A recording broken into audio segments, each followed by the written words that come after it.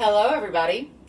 My name is Alyssa Cooper, and this is Cooking in Quarantine. Even though we're not cooking today, we're talking about rosé and making an attempt at frozé. So I made a little snafu this morning. I really thought that I had a 2019 and a 2020 Babylonstoren Mourvedre Rosé in the fridge.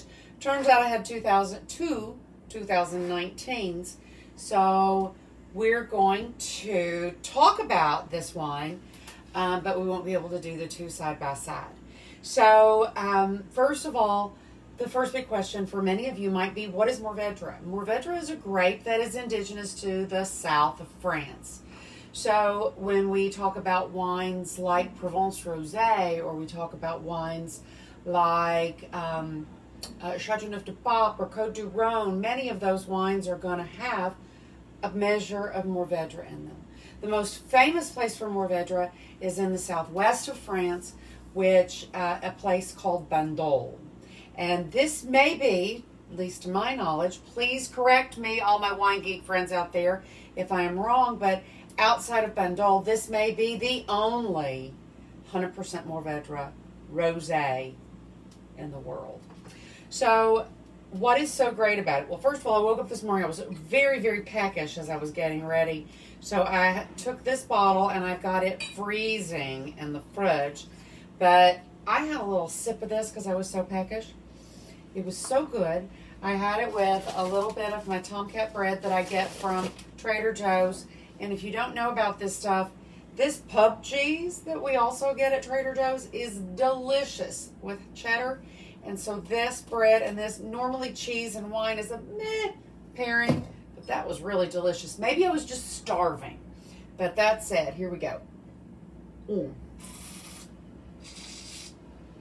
This wine, hello, who's out there? I think it's Denise.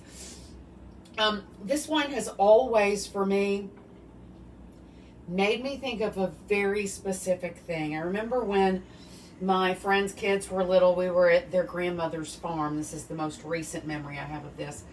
This is probably 15, 20 years ago. And there were rows of raspberry bushes. And they were swimming with ants. And every time that we would pull a big ripe raspberry off, we would try to blow some of the ants off. And I taught the kids to suck the raspberries in close between their lips, and then there might be some ants walking on your face, but you would get most of the ants off. But there is a flavor that is absolutely unique, and that is when you bite into a raspberry and you also get that crunch of iodine from the ant or two that's still on your raspberry. And so we talk about iodine and the ferrous quality of iron being a regular flavor in wine, and that is really what makes this, I think, able to stand up to jalapeno cheese, because that animal combined with fruit makes this a really, really, really complex wine. And you know, it's funny, I kind of expected, since I planned to do side-by-side 2019, 2020, to say, hey, this 2019, you know, rosés are meant to last a year. You're supposed to drink them the year that they go into bottle, or the summer after they've gone into bottle. But this is beautiful. This is complex. This does not seem in any way long in the tooth. This would have gone into bottle probably March of last year. So, you know, we're looking at a year and a half, whereas this, not this one, but the 2020 is about 6 months old. So it really is looking great. So I've enjoyed this, and I'm going to put this aside. That's going to be my lunch this last little bit. So now, the reason I started talking about rosé is that we all probably are going to, at this time of year, start seeing end of vintage. I even have a little end of vintage 2019. I've only got 4 cases left. So if you want some, I can help you out with that. Just send me an email, send me a text right here in the body of this. So because I expected there to be a big difference, And this is so beautiful. I know I'm kind of a little embarrassed that we're going to make Frozé out of it, but we're going to make Frozé out of it anyway. So here we go. I'm going to grab my Rosé. Hello, Carolyn, and hello, Denise. So what I did earlier today was I put about 3/4 of this bottle of Rosé into my mason jar, and it is nice and frozen now. So all of the recipes that I saw kept talking about making like a strawberry simple syrup. And I thought that's a lot of strawberries, a lot of sugar, a lot of time, especially when I have things like Saint Germain, which is in effect elderflower syrup. And I actually have some rose simple syrup, which you can tell by its color is getting a little long in the tooth and needs to be used. So the recipe adjusted for my my volume, because I didn't use the whole bottle. I'm going to use 2 ounces of lemon juice and 3 ounces of the other sweet stuff, right? So let's see what I get out of this one nice juicy lemon. Here we go. What's that looking like? That is, hang on, other side. That is not a lot. I'm not sure. It's not giving me the kind of information that I want in here, but I'm going to call that a tablespoon, and I'm going to say it's about enough.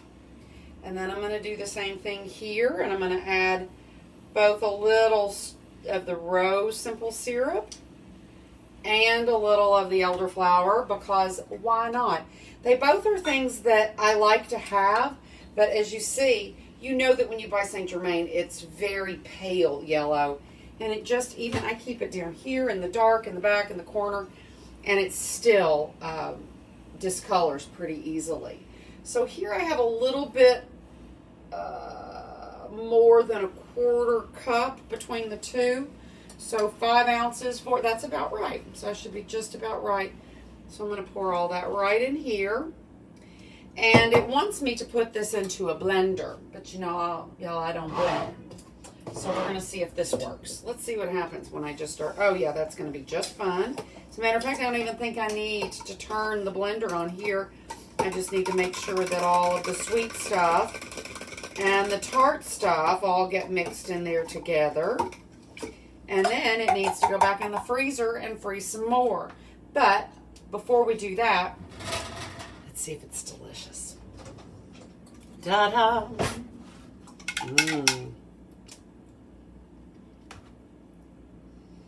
Oh, it's delicious, baby. Oh, that's good. The rose, what a great combo.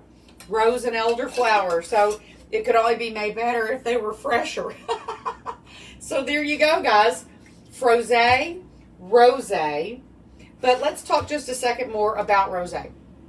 So one of the things that you'll hear me say the more I talk about wine is there's always 2 things to consider. And when it comes to rosé, there are 2 ways that you can make rosé, the right way and the wrong way. So the wrong way is to blend finished red wine and finished white wine together. It's why you need to be careful when you buy champagne, because you never know how quite. We'll talk about that at a greater length later. But the proper way to make rosé is saigner. Saigner is a derivative of the French verb to bleed, right? Sanguine means bloody. So to bleed is the way that we properly produce high quality rosé wine. So we have red grapes. You know that when you bite into a grape, the center of almost every grape is gray, right? All grape juice, there's always an exception to every rule, but most grape juice is clear, and so it becomes colored by contact with the skin. A red wine is allowed to have the skins sitting in the fermenting tank all the way through to the end. Rosés, we let them sit for an hour, a few hours, maybe a day, depending on the thickness of the skin of the grapes and the color that you're looking to get for your wine. So there we go. So this is, again, 100% Mourvedre. Saigner, I've actually helped make some of this. over the years, and it's delicious. So, guys, seek some stuff out, and remember that there's a lot of things that people will get wrong ideas in their heads about. And the idea that color, the richness of color of a rosé is going to tell you if it's sweet or not, that is untrue. The only thing that's going to tell you if it's sweet or not is its alcohol by volume. The higher the number, the drier the wine. Easy enough. If it's below 10, it's sweet. If it's above 11, almost nobody's going to perceive it as sweet unless it is a very specific kind of wine that is always made to be sweet and will. But 90% of the wines in wine stores are dry wines, right? So I don't know if that was a logical and reasonable trip down rosé, but this is a great rosé. I have always enjoyed it. I'll just say, quite frankly, I'm not really a rosé fan. You know, the last, 5-10 years, rosé has been all the rage. And for me, it very often loses the best of a white wine by introducing tannins that I'm not looking for. One of the things I've realized, being a serious wine drinker for more than 20 years, is that if you want your behind to fit through the door, you can't eat all the time while you're drinking. So it's the tannin that dries out the inside of your mouth and causes you to look for fat, right? To balance that out. So the tannin masks the acidity, which is what I'm always looking for. You've heard me call myself an acid whore. But there's something really nice about this that really branches the two sides. The red, the tannic, the white, the acidic. Because most of the time in the summer, if I throw a steak on the grill, I just put a bottle of red wine in the refrigerator, and I get the red wines that I drink just as cold as the white wines and champagnes that I drink. So the idea of drinking at room temperature is repulsive to me. Room temperature is easily 20 to 30 degrees warmer than any wine should ever be consumed. I'm going to repeat that. Room temperature is easily 20 to 30 degrees warmer than any wine should ever be consumed. So, every wine, if you don't keep them in your cellar, in a temperature-controlled space, they all need to be refrigerated. Your wines should always be stored on their sides and then refrigerated. So for me, I keep whites, rosés, champagnes in the refrigerator right above the vegetable crisper. And for sparkling wines and white wines that have no oak, I put them in the freezer for 5 to 10, 20 minutes before I open them up, because I want them to be cold and to warm up and develop as I'm drinking them, right? So, and then the same thing for reds. If I'm going to have a red wine, I'm going to put that red wine in the refrigerator, because I live in a tiny apartment, as you know, and I don't have a wet bar with my proper wine refrigeration. So when I take the steak or the meat out to warm up before it gets cooked, I put the red wine in the fridge to get cool. And I enjoy drinking them cool. So I'll bring them right out of the fridge, pour the first glass, and then let it sit out maybe while we're eating, and it might warm up a little bit from, say, 39 to 50. And that's really proper. So anyway, that's a prattle on about wine, guys. And hopefully in the next few weeks, part of the reason I've pared the cooking down to 3 days is I have some other things that I want to add. I just need to get the things that I need here to be able to start. So wine lessons are one of them. So what are the 2 things, your takeaway today, what are the 2 things you need to know about rosé? The 2 things you need to know are that the proper way to make rosé is saignée, to bleed the color out of the skin of the grapes until you get the color you're looking for. And secondly, that the richness of color is not a tell as to the sweetness of a wine. Only alcohol by volume can properly give you that clue. So there's that. I love you guys. It's Wednesday, I believe.